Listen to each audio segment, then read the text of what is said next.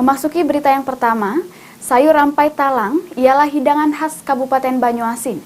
Saat ini, sayur rampai talang sulit ditemui di Kabupaten Banyuasin dikarenakan bahan bakunya sulit didapat di pasar.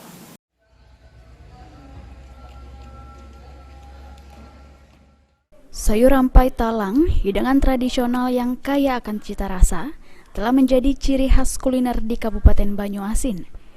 Makanan yang sangat disukai oleh warga setempat ini telah menjadi favorit wisatawan yang berkunjung ke daerah tersebut. Sayur rampai talang tidak hanya memiliki nilai gizi yang tinggi, tetapi juga memiliki sejarah panjang sebagai hidangan tradisional yang diwariskan dari generasi ke generasi. Masyarakat Kabupaten Banyuasin sangat bangga dengan keberadaan makanan khas ini dan rumah makan lokal yang sering menyajikannya sebagai menu andalan. Menurut Rodia, pemilik rumah makan Munais Rumpun, sayur rampai talang saat ini sudah sulit ditemui di berbagai rumah makan lokal yang ada di Kabupaten Banyuasin dikarenakan bahan bakunya sekarang sulit didapat di pasar. Hanya rumah makan Munais Rumpun ini yang masih menyajikan sayur rampai talang tersebut.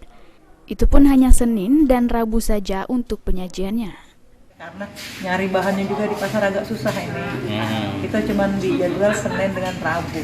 Tapi kalau ada permintaan, kita cari ke, misalnya ada yang pesan kan, kita cari ke bahannya.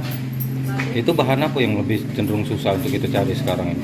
Ya kadang-kadang tuh apalagi kemarau ini gitu, pisangnya agak susah.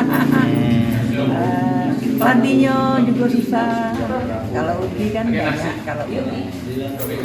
Jadi memang campurannya memang harus itu atau Iya, ada yang lain? Nggak enak kalau nggak campur itu. Suryadi, PAL TV.